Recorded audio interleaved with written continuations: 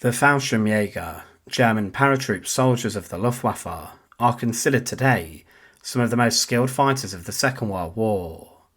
It was Hermann Göring, the head of the Luftwaffe, who was committed to the creation of the units, and they would be deployed throughout various different invasions and attacks during World War II.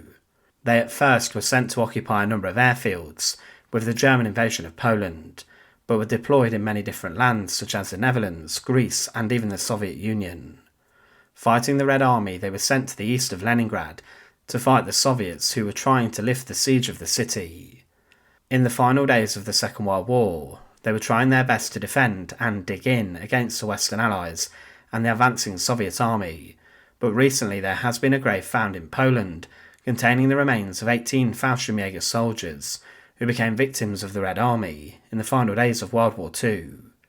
Discovered alongside the remains are many items relating to the soldiers, but what was the story of those 18 Fallschirmjager men and what happened to them in their final battle as they fought against the Soviets? To support our channel, please make sure to subscribe.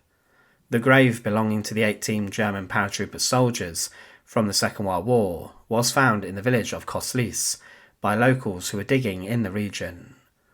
These then notified a local historical research group who came in to dig up the remains.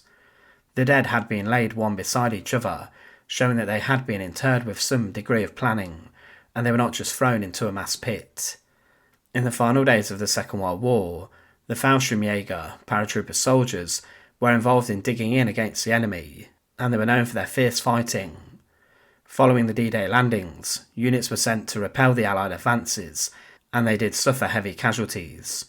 For example, on the 11th of July 1944, the 3rd Parachute Division lost many men, trying to prevent the capture of the French city of Saint-Lô, and also the 12th Parachute Gun Brigade, 3rd Parachute Recon Company, and 3rd Engineer Battalion also suffered due to the accuracy of American artillery guns.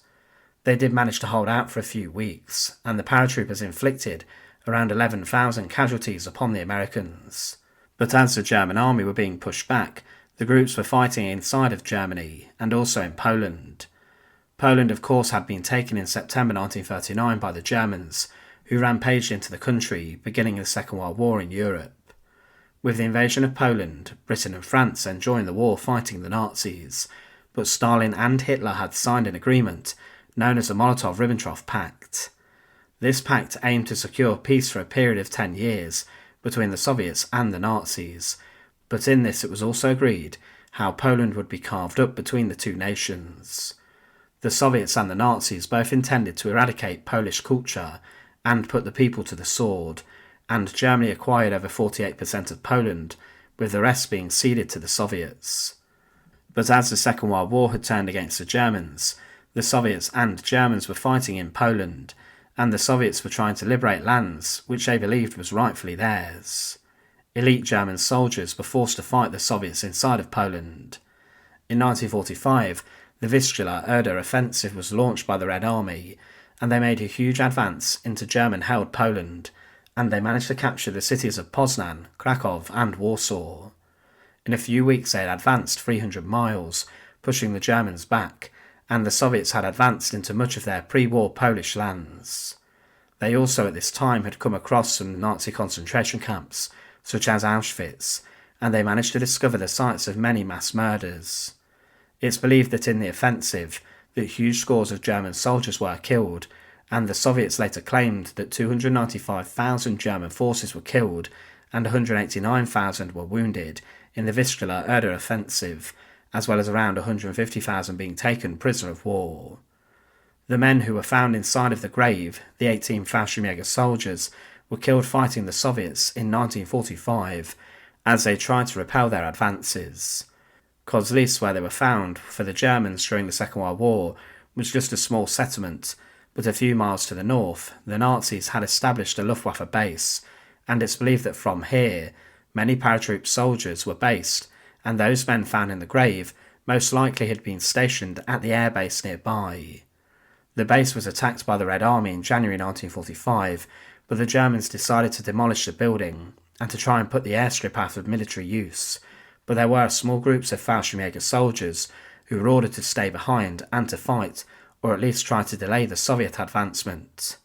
These men inside of the grave would have fought the Soviets near to the village, and they would have been very outnumbered. But let's consider that despite being paratroop soldiers, these men were not at the time of their death dropped from any aircraft, but were instead digging in with whatever weapons that they had. Found inside of the grave were many of these weapons and artifacts belonging to the men, including a number of steel tools given to them, and these were engraved with the Luftwaffe symbols and an eagle carrying the swastika in its talons. Also found was a spare anti-aircraft sight for an MG-42, the weapon that was referred to as Hitler's buzzsaw, because it could average a fire rate of around 1,200 rounds a minute. The Fallschirmjager most definitely would have deployed this weapon against the Red Army on the battlefield of Koslitz, where they made their last stand. Also found was a pocket watch and, surprisingly, a Spanish cross. This medal was given out during the Spanish Civil War by the dictator Francisco Franco, and this meant that one of the soldiers had fought in the Spanish Civil War and had probably been part of the Condor Legion of the Luftwaffe deployed to Spain upon Hitler's orders. Also discovered was a German helmet and 3 Nazi daggers, as well as a canteen for water. Key for the archaeologists that was found upon the remains were many dog tags of the men who had fallen in battle, and the hope is that family members of these Fallschirmjagers will be contacted and will be able to find out more about their ancestors who had been buried. It's likely, due to the position of the bodies, that the Soviets did bury the remains quickly. They were found near to rural buildings, and a member of the archaeological group claimed, "We discovered the mass grave of 18 German soldiers killed in 1945. We also found 3 identity tags near to the remains. There was a lot going on here. Many individual graves had been discovered in this area." Stories passed down from locals had also helped archaeologists to find out what happened to these people in their final moments. Still today there are thousands of bodies belonging to Second World War soldiers that lie undiscovered close to where they were killed in battle. Poland, for example, must have so many mass graves of not just soldiers, but civilians inside the nation that have yet not been discovered. The story of the 18 Fallschirmjager soldiers was that they were fighting the Red Army near to the Luftwaffe base where they had been stationed, and that they had dug in to repel the advancing forces who would overwhelm them. These men were killed in battle and were then hastily buried in a grave by their enemy, and for 80 years their remains and story had been covered up, concealed within the grave. But today there is hope that the remains of these Fallschirmjagers will be interred inside of a nearby military cemetery in Wrocław, if they have not yet been already. Thanks for watching. To support our channel, please make sure to subscribe, and once again, thank you so much for watching.